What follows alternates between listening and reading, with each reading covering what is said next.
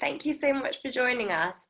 We're a little past the starting time, so I'm just going to get going, get right into it. Thank you again for tuning into this week's Wednesday webinar, especially if you've been catching up with the rest of them. We're really happy to see you again. This is your first one, then hello, nice to meet you. I'm Stephanie Fox from thenetworkone, and I'll be moderating this webinar. We have the rest of the team on the call. So we've got Julian Boulding, Paul Squirrel, and Lizzie Gold, and they are available if you need any help with anything. So just some housekeeping very quickly before I introduce our speaker. We're going to have a quick 5-minute introduction now. Our speaker will talk for about 35 minutes. We'll have a 15-minute Q&A portion right at the end. We're aiming to finish at 1:55 BST, so that's London time, so you can all be ready for your next virtual appointment. Please do keep your microphones muted at all times. If we're coming to you to ask a question, we'll unmute the microphone. But other than that, please do keep it muted so it's all quiet and we can all hear the speaker. That being said, if you could keep your videos on, that would be wonderful, so our speaker has some friendly faces to present to. As I mentioned before, the Q&A portion will be right at the end, but if you think of a question to ask Esther while she's speaking, you can just send them directly to me in the chat. So go down to your chat box, and where it says to, you should see a drop-down menu, and instead of everyone, just select Stephanie Fox. I'll go through all of the questions and I'll select a few to ask Esther once she's finished speaking. So all of the questions should be sent to me in the chat box, not to everyone or to my email because they'll just get lost. If you'd like to ask the question yourself, just type "I'll ask" or something like that. If you're feeling shy, you prefer for me to ask the question for you, just say so. Hopefully your viewing mode is set to speaker view. If not, just click speaker view at the top right of your screen. Esther will be sharing slides on her screen, so if you can't see her speaker window when her slides are on the screen, just select show active speaker video. For any technical issues, you can message Lizzie Gold directly in the chat, or you can email Lizzie at lizzie@thenetworkone.com. We're recording this webinar, so if you prefer not to take notes and just fully engage, that is totally fine. We will send everyone a recording afterwards. And if for any reason we have a big system crash, just wait a couple of minutes and log back in with the same link that you used this afternoon. Thank you very much, especially if you've had that before, which many of you have. Thanks for your patience. Anyway, I'd like to now introduce our speaker, Esther Carder. Esther is a partner at Moore Kingston Smith in London. MKS London is the best-known financial accounting firm in the marketing and communications agency sector. They publish the UK's definitive annual survey on trends and developments in agency profitability. Today, it is also a member of the International Independent Accounting Firm Network, Moore, giving it a global perspective on trends in agency finance. MKS also runs a growth advisory business, advising agency owners on how to develop their businesses to maximize their value and profitability through sustainable growth strategies. So by now, agencies have just about adjusted to the shock of the unexpected pandemic. However, now is the time to plan for the longer term. Not just the new normal of video conferencing and increased remote working, but also the financial fundamentals of your agency. I will now turn over to Esther, who will be talking to us today about resetting your agency for growth. So without further ado, take it away, Esther. Thank you very much, Stephanie, and apologies for the slightly late start. That was my fault, not Julian or Stephanie's last-minute IT crisis. So welcome everybody, good afternoon. I appreciate it's different times of the day for all of you, so thanks to any of you who stayed up late, who have got up very early for this webinar. So when the crisis hit, I mean, most of my marketing services clients really did sort of go into survival mode. You know, they were cutting costs, they were preserving cash, they were sort of frantically seeing what funds they could raise, and everyone really sort of scrambling to take advantage of the government support that was available, and you know, not only in this country, but obviously all the government supports that have been available in other countries as well. A huge number furloughing their staff, lots of agencies putting in place pay cuts and short working weeks. Some countries obviously have been hit harder than others. although I'm sure no territories really have escaped. And you know, as the thenetworkone's recent survey that they've carried out will have demonstrated. So I think regardless of where you're located, and however severely you've been affected by this crisis, it's really important that you start thinking now about how you reset your business for growth in the future beyond the crisis, when things start to get back to some sort of new normal. I mean, it's well known that change often presents itself with lots of opportunities. And in a recent survey that we carried out, amongst 3/4 of our clients, or the respondents to the survey, thought that there were indeed some opportunities to come out of this crisis.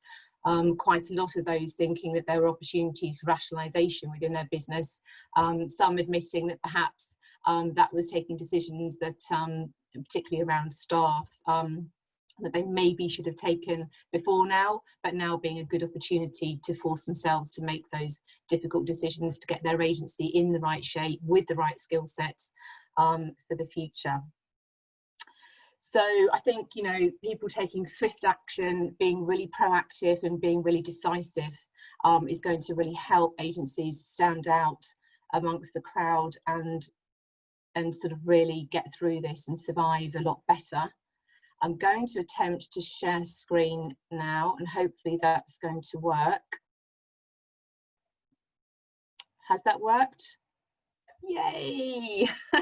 Thumbs up to the technology. So that's worked. That's really good. So I think, you know, the key here is that you've really got to make sure you don't bury your head in the sand. You can't procrastinate about things. You've got to accept that there's going to be some very difficult decisions to be made to ensure that you have longer term recovery, and that you're able to thrive longer term, and you're going to need to sort of get on with those decisions. So you're going to need to make sure you identify all of those changes that are required by really sort of objectively assessing all the areas of your business in a really sort of structured way to make sure that you're set up for future success in whatever the new normal looks like. And it's really key that you prioritise your time, because I think the danger is that all agency leaders are trying to do so many things at once at the moment that they'll end up doing lots of things a bit half-heartedly. So I think it's important to make sure that you prioritise what needs to be done, what's the most important, what order are you going to do them in, write yourself a plan, give yourself timelines, and make sure that you stick to that. Now, obviously that plan is going to need to be flexed as we go along, because things will change. But it's important that at least you start with a plan and you know what your targets are. And I think if you try and put these in place, it will vastly increase your chances of success. I don't appear to be able to move my slides forward. Try maybe re-clicking on it and then moving across. Ah, there we go. So we previously, are you still with me? Can you still hear me? Yes, we can. All good. Or we can all hear you. Okay. Yeah. So that's gone forward too many now. So we previously carried out some research into what sort of thriving marketing services business that had high growth were doing. You know, those businesses that had the really good profit margins, and what were they doing differently from those agencies that were just sort of surviving. And of the top 10 features that we identified out of that research, 6 of those were really linked to business development, showing how important it is, I think, to be getting this right during this time. And some of the themes that came out of that research, I've listed them there, but the first one being around choosing your clients very carefully, you know, making sure that they're profitable, making sure that they've got future potential, making sure you've got the right relationships with the right senior key decision makers, and obviously avoiding over-dependence on any one client. Sometimes easier said than done, but we would say never have more than 20% of your fee income concentrated in one client. Secondly, those agencies that were successful were being very, very clear on their value proposition. They were making sure that they really focused on what they did best, and they weren't allowing themselves to get sidetracked by trying to do everything else, which I think is the danger that a lot of agencies fall into. And certainly when we look at a lot of agencies' websites, they sort of claim to do absolutely everything rather than perhaps focusing in on a few core areas of expertise. Thirdly, there was a recognition that strategic work usually enabled agencies to value bill and generate higher profit margins. Fourth, lose the long tail of scrappy clients. We've all got those clients, haven't we, that don't pay us really as much as they should, and quite often they're the slightly demanding ones as well, that can be a little bit demoralizing to work for. So, you know, those agencies that had thrived were those that had taken those really brave decisions to review their client base and actually resign those clients that weren't particularly profitable. And often it's those clients that aren't particularly profitable that are quite demoralizing for the staff to work for as well. And in the longer term, by trying to sort of lose this tail, that will lead to you being more profitable and more successful. Fifth, taking the time out to think about your clients and their business. So this was about getting real in-depth insights into your clients and their industries. And this might not necessarily be insight that the agencies are doing themselves. This might be insight that the agencies were buying in from other research agencies. And six, the other sort of the final thing that was related to business development was about not getting complacent with your clients, recognizing that actually retaining your existing clients is much cheaper than going out and winning new clients. So really make sure that you look after the clients that you've already got. And certainly that's what a lot of my marketing services clients are doing at the moment. Even if there's not income to be had from existing clients, they're making sure that they stay really close to them. They're talking to them regularly and just letting them know that they are there for them as and when, you know, they want to start spending again. The full report to that, it's called Survivor to Thriver. It is on our website if anyone wants to go and have a look. Obviously, there's a lot more really valuable information in there as well. But obviously, you know, I think this demonstrates that given that 6 out of the 10 things that those thriving agencies identified around business development, how important it is to make sure we're getting this right during this economic crisis, particularly when there's going to be less new business work available, and where it is available it's probably going to be on slightly smaller, perhaps lower quality projects. And by taking clients through the sort of a business development framework in a structured way, we're able to really sort of focus in on what areas around business development where they're falling down. So we do half-day workshops with clients where we look at all areas of their business. We look at their clients, their people, their delivery, their operations, their systems and processes, their strategy development, deployment, and their strategic vision. And we take them through a series of questions and really help them self-assess where they're doing well and where they're not doing well. And funnily enough, again, business development is one of those areas where agencies don't score so well. So again, just emphasising how important it is to get that right. Whereas when we do this exercise with those agencies that have got the really good growth, that have got the really good profit margins, actually, you know, there'll be some holes here and there, but broadly they'll be doing really well across all of these areas. So like I say, most agencies score, you know, less than 50% in some of these areas, and some of the areas where they are scoring low will be those that are the key value drivers. So this is how we would view the business development framework. I'm sure this will be familiar to a lot of you. This is what you do, but by going through it in a structured way, you can kind of identify where the gaps are, and we've aligned some of the common business problems to this business development framework. The first one being around the ability to generate new business opportunities. So target market and value proposition are really, really key to generating more business opportunities. And the first one I wanted to just touch on was target market, because whilst most of our clients probably think they know what their target markets are, not all of them have really critically assessed their target markets in a really structured way.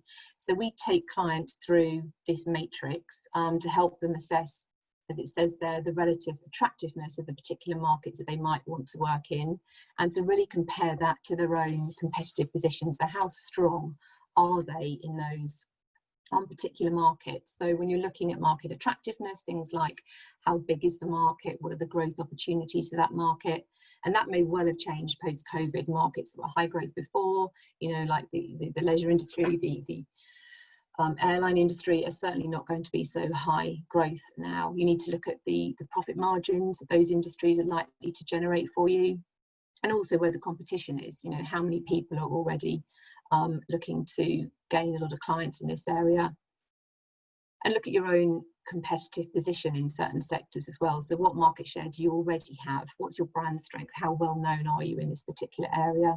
What clients do you already have? Do you have some really nice famous clients that you can use as case studies? And do you have employees? For example, if it's healthcare you're looking to work in, you're probably going to need some employees who've got real depth of expertise in that particular area. And then when you've had a look at what the attractiveness of the market is and what your competitive position is, you can sort of plot yourself on this matrix here, and depending on where you end up landing, will tell you which strategy you should go after. So, for example, here we're looking at a client where they're looking at a market that's really, really highly attractive, but actually their competitive position isn't so great at the moment. So actually what they're going to do is decide that they're going to really invest a lot of money in making sure they improve their competitive position in this market, because it's a really attractive market. They're halfway there already, so it is worth investing to build in that market.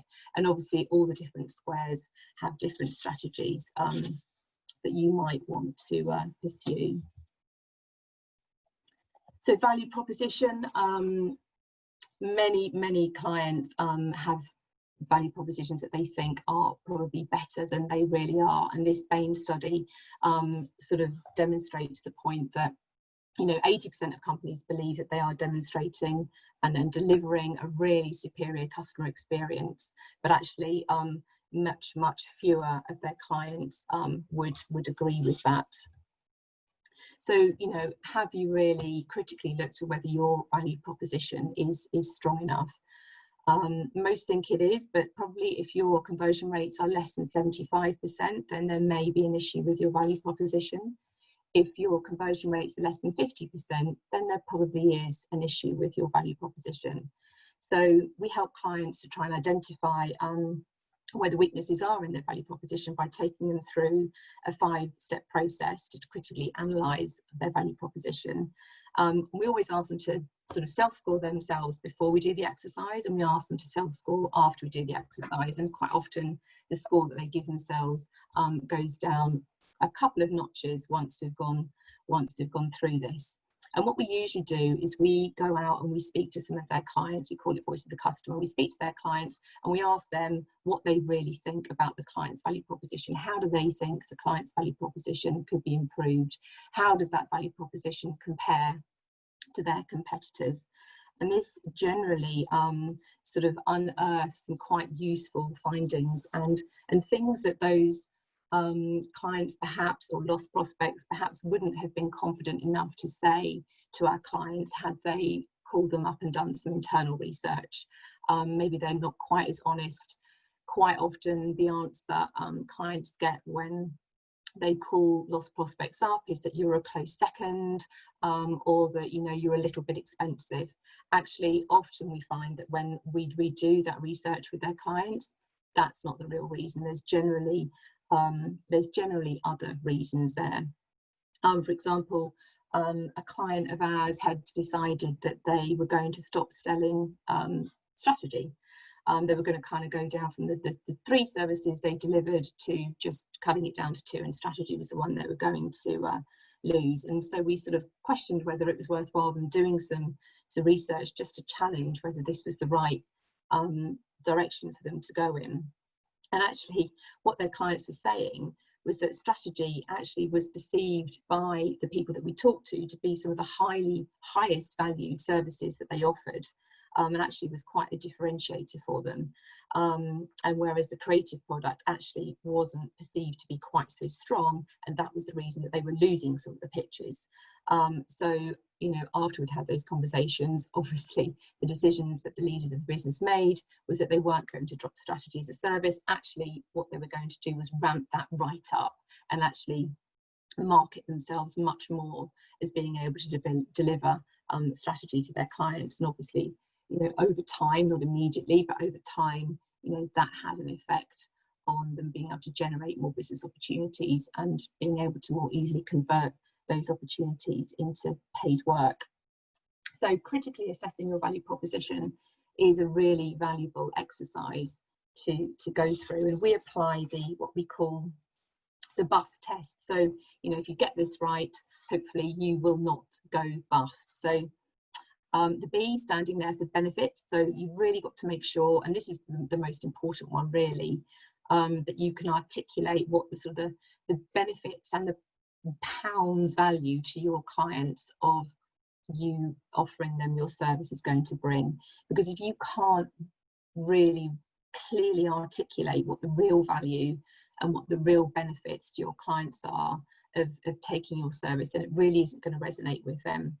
And they may just think they don't really need the service that you have to offer. Secondly, U for USP. So what is your unique selling point? What is it that differentiates you from your competitors? And this is where I think a lot of agencies do fall down. I'm not saying it's an easy thing to articulate, but quite often when we look at a lot of websites of agencies, it's not clear what their unique selling point is. And I do think that in times of crisis, clients tend to want to move towards excellence. They want to make sure they're buying something that is better than they can get elsewhere. So demonstrating your USP is absolutely vital, because if you can demonstrate what your uniqueness is, then the conversations that you have with procurement, or hopefully if you can avoid procurement, the conversations that you're having with the CMOs are going to be much more about the value and a lot less about the price, because there's going to be fewer competitors that are able to deliver that sort of service. Third, we say is for simple, and that is being able to simply articulate your features. And this is what a lot of people do very well already. Everyone can talk about the features and what the service they can deliver is, but it's the benefits bit, the value and benefits that often is the bit that's missed out. But it is important to be able to articulate it in a very simple way, because if you can't articulate it simply, then prospective clients won't really understand what it is they're buying from you. And if they don't understand what they're buying from you, then they might think that they don't really need it. And the last one there is about trust.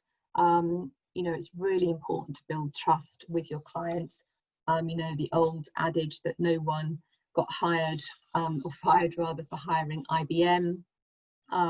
Make sure that your website or your proposals are littered with credentials, nice comments from nice clients, which they're more than willing to give if you ask them. And it has lots of case studies there to really demonstrate the excellent work that you've done. And probably actually, case studies is an area that clients are quite good at making sure they cover on their websites and proposals. It's not one of the areas they tend to fall down hugely on.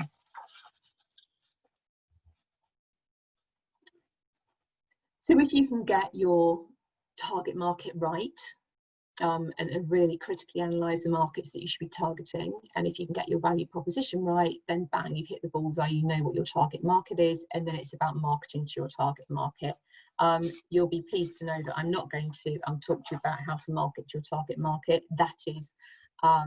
That's what all of you do already, and so it would be rather teaching you to suck eggs if I did that. But the bit that I think agencies don't do is necessarily critically analyse their markets and critically analyse what their value proposition is. So then moving across to the sales process part of your sort of business development framework. Obviously, increasing your conversion rate is one of the easiest ways to increase your sales. It's much easier than going out into new markets. And obviously having a good value proposition is essential to both generating opportunities and also to converting those opportunities into paid work. And many of those, that survey that I talked about earlier, many of the agencies there, the really profitable agencies, the ones that were growing, and if you looked at their average conversion rate, it was sort of around 75% or higher. So they really were making sure that they were converting those opportunities. A huge amount of time and effort, as you all know, goes into pitching. and losing pitches is incredibly expensive and a huge drain on resources that impacts profits and inevitably will cost you more, because what it'll do is it'll increase your staff cost to revenue ratio, and we'd always recommend that your staff cost to revenue ratio is no more than 60%, and you do tend to find that those agencies who have very low conversion rates and are therefore taking up a huge amount of staff time on pitching rather than actually delivering work, it absolutely skews their staff cost to revenue ratio, obviously, which has an impact on their profitability and means they're delivering lower margins. It's also pretty demoralising for staff if you keep losing work and you don't convert it as well. So you need to make sure that you only really pitch for highly desirable work where you've got a really good chance of winning it. So, you know, in order to do that, you need to have some qualification criteria. And quite a lot of agencies think, you know, when I ask them what their qualification, do you have qualification criteria? The answer will be yes. And then when you ask them, oh, you know, what are they? No one can really articulate exactly what they are, because quite often they haven't actually written them down anywhere. They sort of think they intuitively know what they are, but they're not written down, they're not shared with other people in the agency, and that almost inevitably means that they are not regularly adhered to. So you need to make sure that they're written down, they're documented, and that there's a gatekeeper to those qualification criteria. So someone in the agency does a sense check really on pieces of new business coming in to determine whether you should actually go and pitch for it or not. And it's probably better if that person isn't the person who the opportunity came into or who's going to pitch for it, because obviously people in agencies love the pitch, they love the thrill of the chase, they love going after new business. So you probably need somebody else who's a little less passionate about that particular opportunity to look at it objectively to decide whether you should pitch for it or not. So, you know, is it in your sweet spot? Is it in the sector that you're trying to grow? Do you really have the skill sets? Do you have the resource available? You know, is that project going to land at a time of year when you've got available resource? Or actually, are you going to have to go out and buy freelancers in to resource that work? Because obviously that becomes even more expensive and makes the work potentially slightly less profitable. Have you already worked with that client before? Do you already know somebody there? We all know that a warm prospect is much easier to convert than a cold prospect. A lot of agencies will have a minimum criteria, whether that's a 10 grand a month retainer or a 50 grand piece of project work. They will have a minimum below which they won't go. I sense at the moment that most agencies are having to lower that criteria because some of the bigger multinational agencies, the network agencies, are sort of fishing in their usual waters. So they're having to sort of maybe consider smaller projects.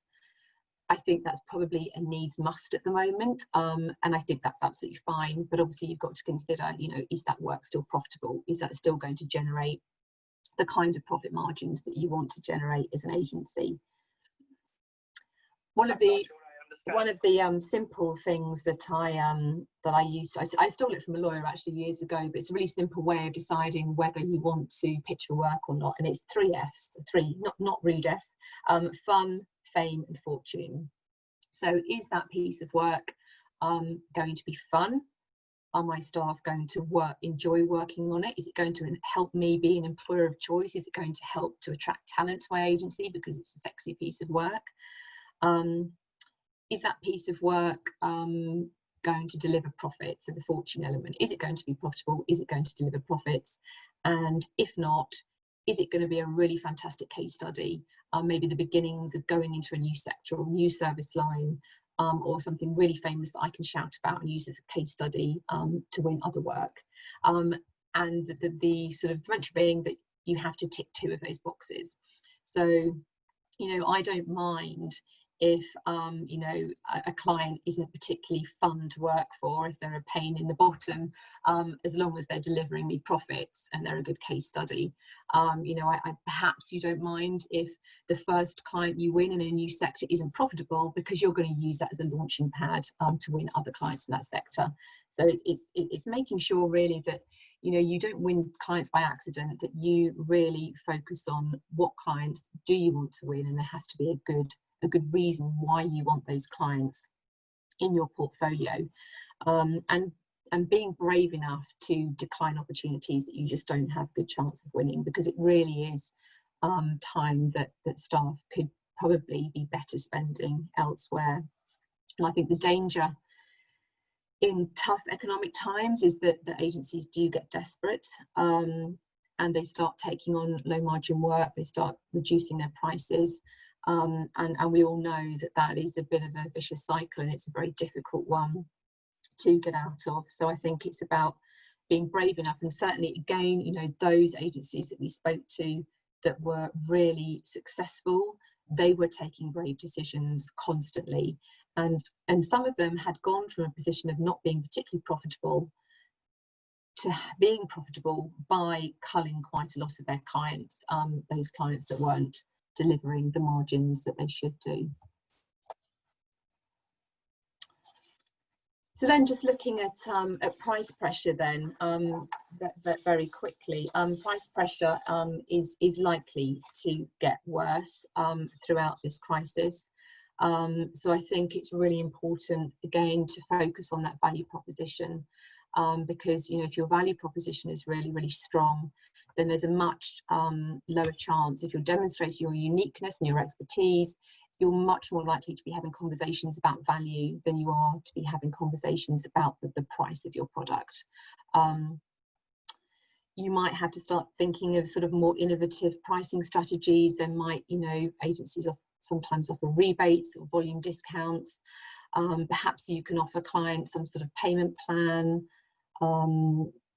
I mean, clients at the minute are obviously putting pressure on to try and increase the number of days in which they pay you. So, you know, you can use that as a bargaining chip with procurement against price as well. So I think you do need to be prepared to be a little bit flexible with your pricing. But what you don't want to do is get yourself into a situation where you are just constantly lowballing to win the work, because, as I said, that is really a downward spiral. And once you're service, you know, effectively then you're over servicing clients, right? Because you're not charging them the proper price, you're not charging them the full price that it costs you. And as we know, agencies already over service clients. You know, over servicing rates are about 20%. So agencies are already pretty much working for free on a Friday. So you don't want to exacerbate that any further and start giving away any more of your valuable time, because once clients get used to a certain level of service for a particular price, it is very difficult to move them away from it. And lastly, just a nod really to growing existing accounts. You know, it is very easy to get carried away with the new and winning the new pitch. But of course, it is much cheaper to retain your existing clients than it is to go out there and win new clients. So do make sure that you have a client care program in place. Actually, statistic there, yeah, attracting new customers will cost your company 5 times more than keeping your existing customers. So, you know, a lot of my clients are accepting of the fact that the brands that they work for may not necessarily have the big bucks to spend at the minute, but they are making sure that they stay really close to them. They're picking up the phone, they're having those conversations, they're letting the clients know that they are there for them as and when they want to start spending, perhaps giving away a little bit of sort of thought leadership, insight along the way, but making sure that those clients feel really, really valued, and making absolutely sure that they don't lose those clients throughout this crisis.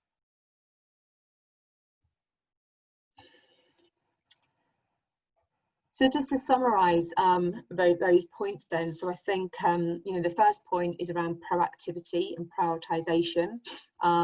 Crisis brings us a lot of opportunities, but it also means that we've got to make quick decisions, but we've really got to prioritise our time. So it's making sure that you spend, 20% of your time on the things that are really going to make the difference, the 80-20 rule. Don't try and spread your time too thinly. Don't try and solve everything at once. Spend 80% of your time on the 20% of things that are going to make the fundamental difference. Reminder, business development is absolutely key to business success. It was 6 out of the 10 key things identified by those successful agencies, and it really is fundamental in driving your enterprise value. Make sure that you objectively assess your target markets, and do that in a very structured way to make sure that you're targeting the right target markets, because they're likely, or some of your target markets are likely to have changed in terms of their attractiveness throughout this crisis. So it's about identifying, where do you think the growth is going to come from, and maybe pivoting your activities towards those high growth markets. Critically assessing your value proposition. Accepting perhaps that it may be weaker than you first thought. So spending some time really objectively assessing it can be time very, very well spent. And making sure that you seek independent feedback. Like I say, we do these voice of the customer exercises with our clients, and often by getting independent feedback, sometimes you get told what the client's really thinking than the sort of typically British polite answer around second best and fees. Next, qualify the opportunities. Make sure that you don't get tempted just to pitch for anything and everything in these tough times, because this will probably lead to your conversion rates being low, your staff being demoralised, eating up a lot of staff time and putting pressure on your staff cost to fee income ratio, and therefore depressing your margin. So make sure that you document those qualification criteria, and then have somebody or a team of people that are responsible for implementing those qualification criteria. Next is around price pressure. Obviously, there's going to be massive price pressure at the moment. We did a survey amongst our clients, and about 50% of the respondents said that there was price pressure creeping in. I mean, it's been there for the last 10 years. It's not going to go away anytime soon. It's only going to get worse. But that makes it even more important for you to demonstrate what your value proposition is and what your unique selling point is, so that you can have conversations around value rather than conversations around price. Next, just a reminder that existing clients are a lot cheaper to keep than it is to go out and win new clients. So make sure that you're really looking after existing clients, evaluating where the potential additional revenue streams from them might come from. And lastly, making sure you stick to your long-term strategy. Things will get better, maybe not anytime soon. I mean, when we asked our clients, they were quite mixed in their opinion of when they thought the landscape was going to get better, right from Q4 this year to the second half of next year and beyond, with quite a big chunk admitting that they didn't really have a clue, which was probably the most accurate answer, because no one really knows when this is going to start to get easier. And I think certainly in the UK we're all agreed that it's probably more of a U-shaped recovery than a V-shaped recovery, and I think that's going to be quite a deep, long U-shaped recovery as well. But things will eventually start to get back to normal. So you need to make sure that you're sticking to your long-term strategy, so that when that happens, you've got the clients that you want to be working with, and of course that attracts the employees and the staff and the talent that you want as well, because an agency is only as good as the talent that walks in and out of its doors every day, or that logs on from home every day at the moment. So you've got to make sure that you come out of this really being the agency that you want to be for the long-term future. That is the end of my slides, so I will come back so I can see everybody. I don't know, do we have any questions? Yes, we do have a few questions. Thank you so much. That was really a brilliant talk. So thank you so much for that. So a couple of the questions we've had, someone has said, does Esther think that we'll see the rise of more specialist niche agency offerings post-COVID? Yeah, I think the short answer to that is probably yes. That is what we have tended to see in the past. There is sort of this rush to specialism. There's this rush to excellence. People want a little bit more. They want a little bit more value. They don't want it to feel vanilla. They want it to feel much more bespoke. They want to make sure they're going to an agency that's got real deep specialism and expertise, because that just might be the piece that, you know, gives them the edge over their competitors. So I think it will do, and I think it will be, you know, also as well, you know, tough times tend to be breeding grounds for startups as well. So I think it's a real opportunity for a lot of startups to begin and shape their agencies for the new normal, because of course, you know, you've got these big Goliaths that it's really difficult to turn them around. You know, they've got a lot of probably a lot of the wrong mix of staff, because it's quite difficult to shift from one mix to another. So there's a lot of agencies that probably haven't got enough staff with enough digital experience or enough data experience or enough analytics experience. So actually a breeding ground for startups as well. Yeah, makes sense. Thanks. Someone else has said, what advice do you have for clients, bad and good ones, who drag their feet on payment? It's a really difficult one. I think you've got to, you know, there's no silver bullet here. I think you've got to play nice with the accounts departments, make sure that you actually know somebody and have a relationship with a real person in their accounts department, a real person that you can pick up the phone to and sort of just explain, you know, why it would be much better if they paid you within 90 days rather than 120, because, you know, clients are terrible payers anyway. They're paying on 45, 60 days if you're lucky, and now they're trying to push it out to 90 or 120. So I think it's about, you know, having personal relationships, keeping up the pressure, and when you're pitching, using that as a potential bargaining chip around price as well. No, that's good advice. Thank you. More questions. Someone has said, how can agencies get better at pricing their work, especially in negotiating with procurement? Yeah, I mean, that's a really big question, isn't it? That probably warrants a whole webinar. I think agencies are not terrible at pricing their work initially. And obviously you've got to know what your charge out rates are, that they fully absorb all of your overheads and they deliver a profit margin.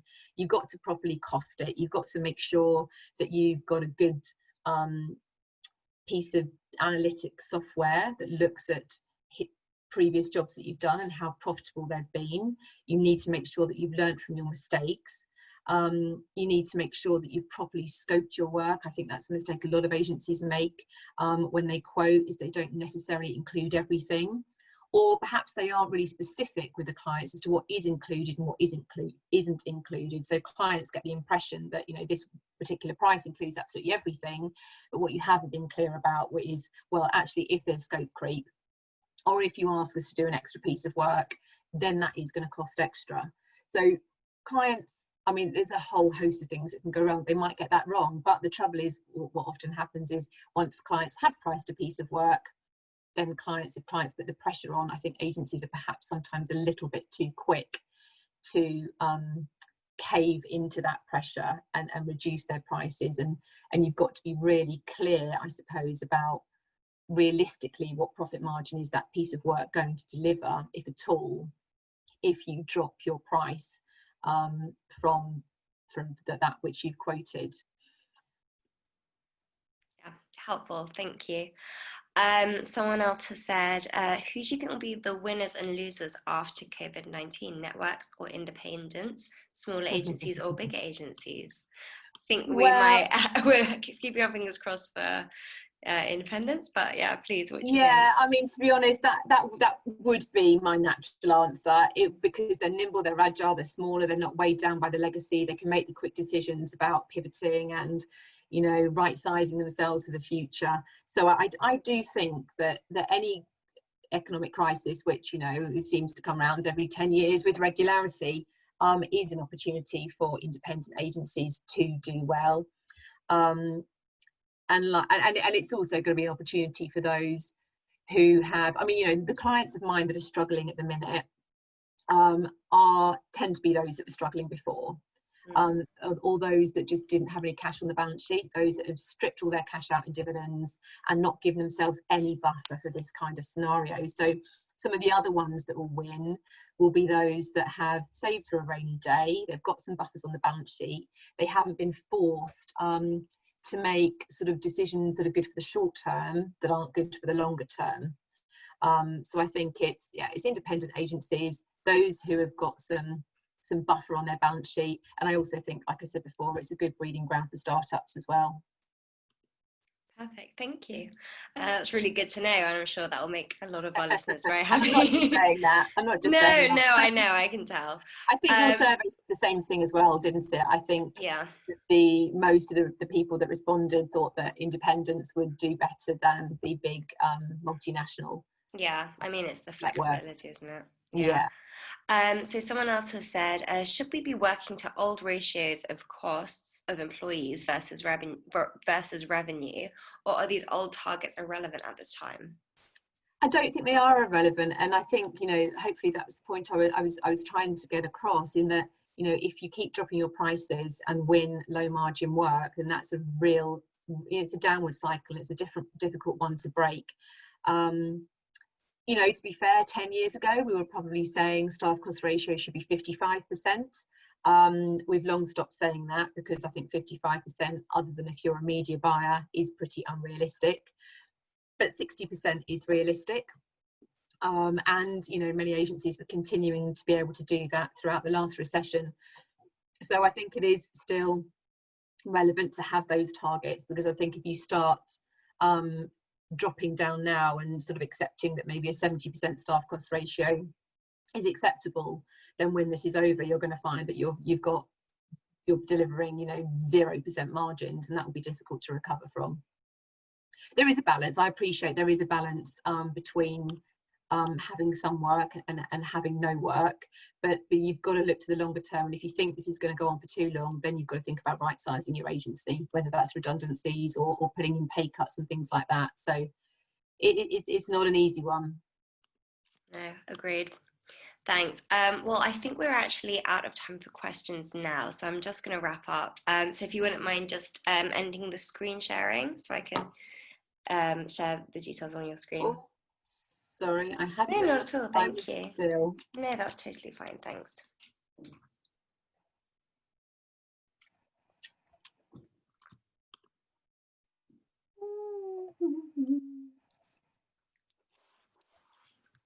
There we go.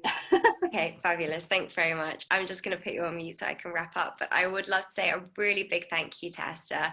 That was an excellent webinar. It gave us all a lot of food for thought.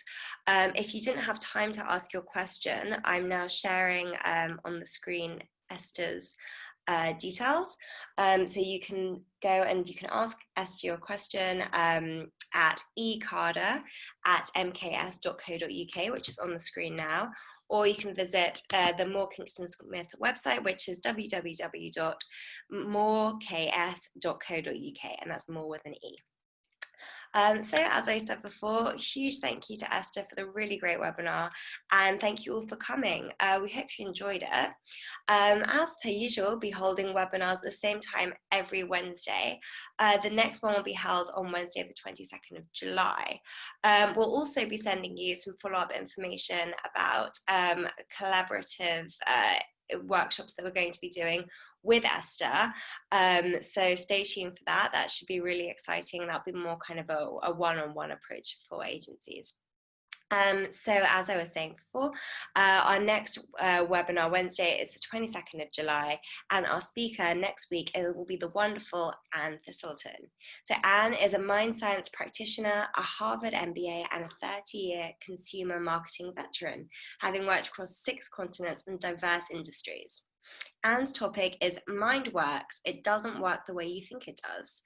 As marketers, we've spent our careers striving to truly connect with customers and consumers, to present ideas that immediately resonate with our target audience and drive the desired actions.